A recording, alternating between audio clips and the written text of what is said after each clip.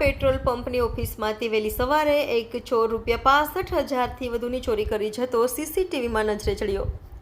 ઠંડીની શરૂઆત નથી થઈ ત્યાં તો ચોર લોકોએ પોતાની કારીગરી બતાવવાની શરૂઆત કરી દીધી છે, જેમાં પલસાણાથી બારડોલી જતા રોડ ઉપર એના ગામની હદમાં આવેલા શ્રી સાઈરંગ પેટ્રોલિયમની ઓફિસમાંથી ગત તારીખ 15 નવેમ્બરના રોજ મોડી રાત્રે પેટ્રોલ પંપની ઓફિસમાં કામ કરતા કર્મચારીઓ સૂઈ ગયા હતા ત્યારે વહેલી સવારે 3:45 વાગ્યાના અરસામાં એક નંબર પ્લેટ વગરની યુનિકોર્ન મોટરસાઇકલના ચાલક અજાણ્યા ચોરીસમ પેટ્રોલ પંપની ઓફિસની બહાર કાચમાંથી ઓફિસમાં કોણ છે તેવી ખાતરી કરીને ઓફિસનો દરવાજો ખોલી અંદર પ્રવેશ કરી 2 મિનિટમાં ટેબલના ડ્રોવરમાં મૂકેલા ₹65,540 ભરેલ પર્સ ચોરી કરી પરત મોટરસાઇકલ લઈ નાસી જતો સીસીટીવીમાં નજરે પડતા ફરિયાદ પલસાણા પોલીસ મથકે કમલેશભાઈ ધનસુખભાઈ ગામિતે રવિવારે સાંજે 7 વાગ્યે નોંધાવતા પલસાણા પોલીસે ફોરેન્સિક એક્સપર્ટને બોલાવી સોમવારે સવારથી ઝીણવટભરી તપાસ પંચનામું અને પૂછપરછ પલસાણા પોલીસ મથકના પીએસઆઈ એનઆર ડોડિયાએ શરૂ કરી છે।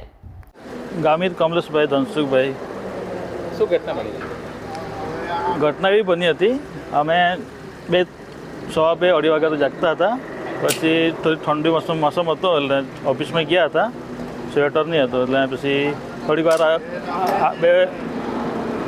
એક ભાઈનો વારો પૂરો થયો હતો, દાડા પડ્યા હતા, એમાં એક ભાઈ 3:50 બાઇક લઈને આવ્યા હતા, પેટ્રોલ પૂરાનું બહાર નહીં આવ્યા હતા, એમાં સાઈડ પર ઊભા રહીને જોયું, ઓફિસ પાસે આવ્યા, ઓફિસ પાસે આવીને અંદર જોયું કાચમાંથી, પછી ધીમેથી અંદર આવ્યા હતા,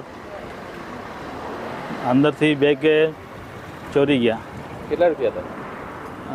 65,540।